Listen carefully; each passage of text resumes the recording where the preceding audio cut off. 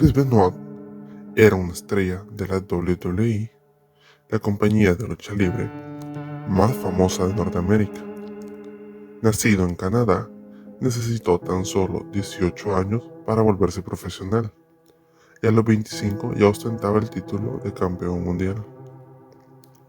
Admirado por millones de niños y adultos, respetado por sus colegas, y protagonizaba una vida de lujo. Este hombre de 40 años parecía tenerlo todo.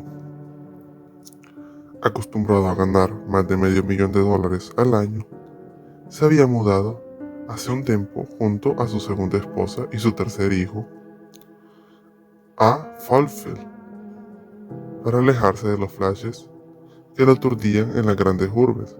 Aquella mansión de $900,000 se convirtió en un fin de semana de una escena de un crimen. Todo esto cambió el 25 de junio del año 2007.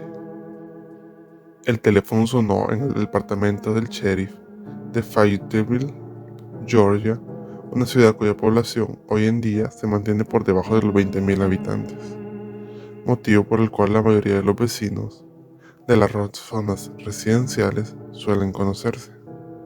Por eso, cuando aquel lunes 25 de junio del año 2007, desde el otro lado del teléfono, una voz solicitó que algún oficial se dirigiera al 130 de la calle Green Meadow, no hizo falta que se indicara que ese lugar vivía Chris Benoit, la famosa estrella de la lucha libre, junto a su esposa Nancy y su hijo de 7 años Daniel.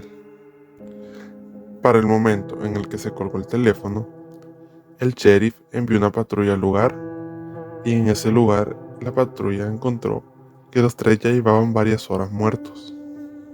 Lo primero que hizo el oficial al llegar al lugar de los hechos fue tocar la puerta, pero al no recibir una respuesta, los agentes de la policía saltaron las rejas e ingresaron al lugar con la ayuda de unos vecinos que se encargaron de distraer a los perros de la familia. Lo primero que encontraron en el interior de la propiedad fue el cadáver de Benoit, colgado de una de las máquinas del gimnasio que se había construido. Pero esto no era lo peor. En la parte baja encontraron un cuerpo tapado con toallas, atado de pies y manos, y con una Biblia apoyada encima. En el segundo piso, sobre la cama del joven Daniel, había otro cuerpo más pequeño, cubierto de una manera similar y también con una Biblia encima. A las 16:15, el departamento del sheriff le informó al mundo que Chris Benoit se había suicidado luego de probablemente haber asesinado a su esposa y a su hijo. La autopsia de los cuerpos reveló que la primera asesinada había sido Nancy, después de una aparente discusión verbal. Chris la arrojó al suelo, le colocó una rodilla en su espalda y la ahorcó con las cuerdas el viernes. Horas más tarde, seguramente durante la madrugada del sábado, despertó a su hijo de 7 años, quien padecía el síndrome de X frágil, una discapacidad intelectual hereditaria provocada por un desorden genético. Le dio Xanax, un medicamento para calmar la ansiedad, y luego lo estranguló.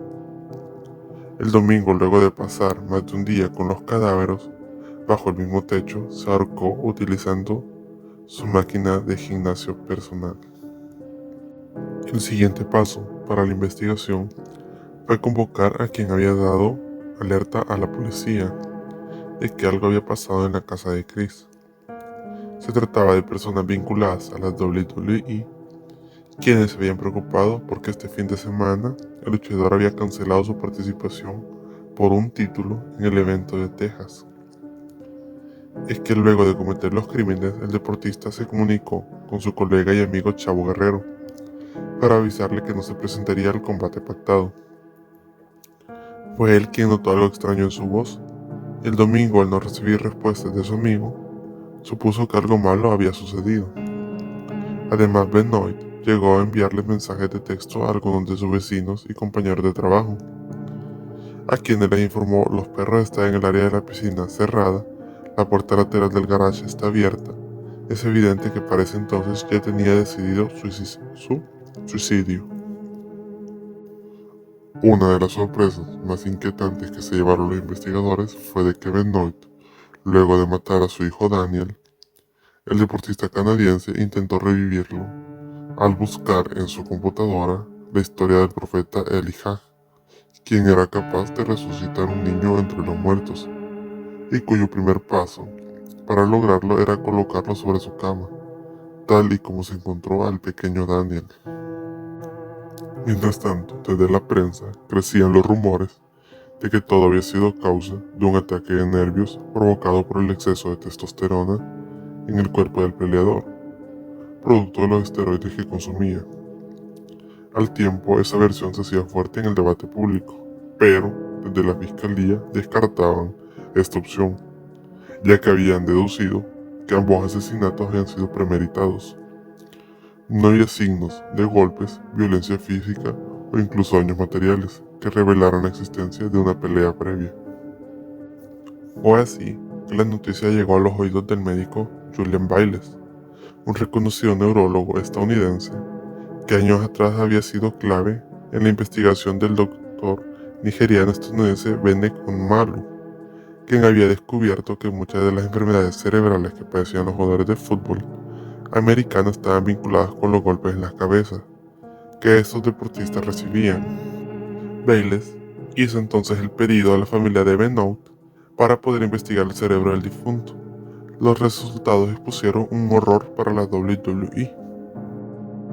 En su informe final, el Dr. Bayles determinó que el cerebro del luchador se asemejaba al de un paciente de Alzheimer de 85 años y que el daño era severo. Además, detalló que el peleador de 40 años tenía un síndrome neuroconductual similar al que había visto en los jugadores de la NFL, que había estudiado previamente. Era evidente que al final Benoit había comenzado el día que se subió al ring. En ese momento empezó su enfermedad.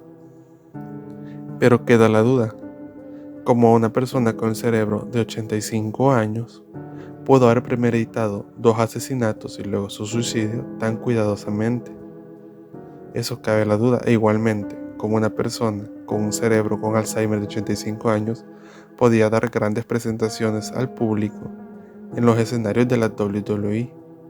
Estos son crímenes que no se han podido resolver hasta el momento, ya que una persona como Benoit era imposible que con un cerebro de 85 años pudiera hacer todo esto. Así que cabe la duda: ¿quién estaba equivocado? ¿Si el doctor o los fiscales? No se sabe cómo fue en realidad todo esto.